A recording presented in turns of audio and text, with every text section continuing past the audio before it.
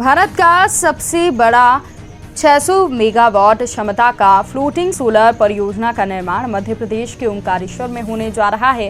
इसका आज 3 कंपनियों को लेटर ऑफ अवार्ड वितरित किया गया। ऊर्जा विभाग के प्रमुख सचिव संजय दुबे, एमडी कर्मवीर शर्मा के साथ लेटर ऑफ अवार्ड लेने वाले तीनों कंपनियों के प्रतिनिधि मौजूद थे। पहले चरण में 300 मेगावाट क्षमता की निविदा प्रस्ताव आमंत्रित की गई थी और उसके बाद अब अगले चरण में बाकी 300 मेगावाट की निविदा की जाएगी। ऊर्जा विभाग के प्रमुख सचिव की माने तो ये भारत का सबसे बड़ा सौर ऊर्जा प्रोजेक्ट है। इसके साथ साथ उन्होंने बताया कि इसके अलावा मध्य प्रदेश के अलग अलग हिस्सों, जिसमें चंबल एरिया के साथ अन्य जिलों में आने वाले समय में बड़े बड़े सोलर प्रोजेक्ट लगाए जाएंगे। तो वहीं ऊर्जा विभाग के एमडी ने इस प्रोजेक्ट में खर्च होने वाली राशि के बारे में बताया। साथ ही बताया कि इससे बड़ी संख्या में स्थानीय लोगों को रोजगार भी मिलेगा। मध्य प्रदेश सरकार का संयुक्त उपक्रम है। लगभग 1520 मेगावाट कैपेसिटी के इनके हाइड्रो संयंत्र प्रदेश में नर्मदा सागर और ओंकारेश्वर जलाशय पर लगे हुए हैं। एनएचडीसी इस जल उत्पादन संयंत्र के अलावा सोलर, विंड, ग्रीन हाइड्रोजन और स्टोरेज आदि तकनीकी में भी ऊर्जा उत्पादन के क्षेत्र में प्रवेश करने जा रही है और भविष्य में ओंकारेश्वर के अतिरिक्त और भी इनसे नौकरणी ऊर्जा परियोजनाओं की अपेक्षा है।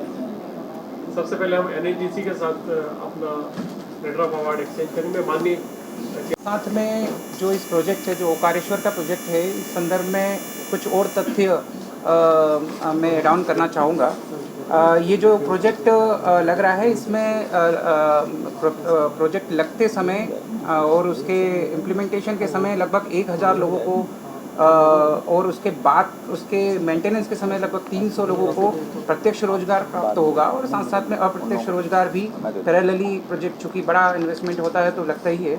लगभग ये भी जो 300 मेगावाट का जो प्रोजेक्ट हो रहा है, इसमें लगभग 1600 से 1800 करोड़ का इन्वेस्टमेंट अभी होगा और यदि 600 मेगावाट का हम लोग टोटल प्रोजेक्ट की हम बात करें तो ये लगभग 3600 करोड़ रुपए का जो है वो इन्वेस्टमेंट इसमें संभावित इन्वेस्टमेंट प्रदेश में होने जा रहा है। यदि हम कार्बन उत्सर्जन की और इसके फ़ायदे की हम बात करें तो 6 लाख मीट्रिक टन कार्बन उत्सर्जन में कमी एक प्रकार से इस प्रोजेक्ट में यदि हम 600 मेगावाट को कैलकुलेट करते हैं तो इसमें होती है। और साथ साथ में ये चूँकि एक यूनिक प्रोजेक्ट है कि ये पानी के ऊपर फ्लोटिंग वाला हो रहा है, तो ये एक नवाचार को बढ़ावा दे रहा है। साथ साथ में जनरली जो ज़मीन के ऊपर प्रोजेक्ट लगते हैं उसमें हमें 1 मेगावाट में 2 हेक्टेयर लैंड की आवश्यकता होती है। लगभग पूरे 600 मेगावाट की हम बात करें तो 1200 हेक्टेयर ज़मीन का जो है 1200-1300 हेक्टेयर ज़मीन की बचत होगी और ये 300 मेगावाट की हम बात करें तो 600 हेक्टेयर ज़मीन की जो है वो बचत होती है। इससे विस्थापन या अन्य समस्याएं जो आती है उससे एक तरह से मुक्ति या निजात प्राप्त होगा। तो ये अपने आप में एक यूनिक फीचर इस प्रोजेक्ट में है। साथ साथ में कई बार आपने देखा है कि बड़े प्रोजेक्ट्स में जो पैनल साफ़ करते हैं या उसकी सफाई वगैरह के लिए जो पानी की आवश्यकता हो, भूमिगत जल का उपयोग वगैरह जो है करके किया जाता है, लेकिन यहाँ पर चूँकि पानी के ऊपर ही हो रहा है तो ये भूमिगत जल का भी एक तरह से बचाव होगा और वहीं के वहीं पानी का जो है ये यूज़ होगा। तो इस प्रकार से ऐसी कई सारी इसमें बेनिफिट हैं और ये जो है पर्यावरण अनुकूल होने के साथ साथ में जो सामाजिक और आर्थिक ताना बाना जो वहाँ का रहता है उसके भी अनुकूल इस प्रोजेक्ट को जो है वो इम्प्लीमेंट करने हम लोग जा रहे हैं। Thank you very much. Floating solar park बनाने की दिशा में 300 मेगावाट के आज लेटर ऑफ अवार्ड 3 कंपनियों को इशू किए जा रहे हैं। एनएचडीसी, सतलुज जल विद्युत निगम और एम्प सोलर।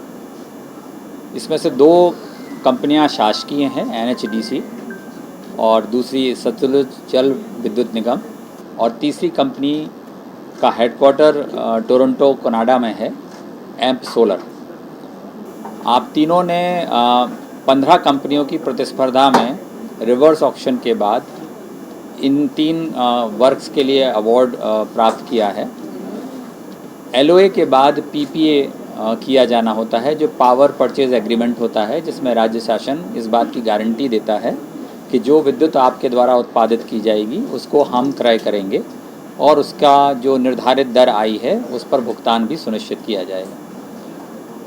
ये 300 मेगावाट विश्व का सबसे बड़ा फ्लोटिंग सोलर होगा और इसके दूसरे चरण में उसी स्थान पर 300 मेगावाट का अतिरिक्त परियोजना की जानी है, जिसका भी शुभारंभ जिसके भी टेंडर आने वाले समय में कुछ ही दिनों में जारी किए जाएंगे, जिसमें अन्य लोगों को भी पार्टिसिपेट करने का मौका मिलेगा।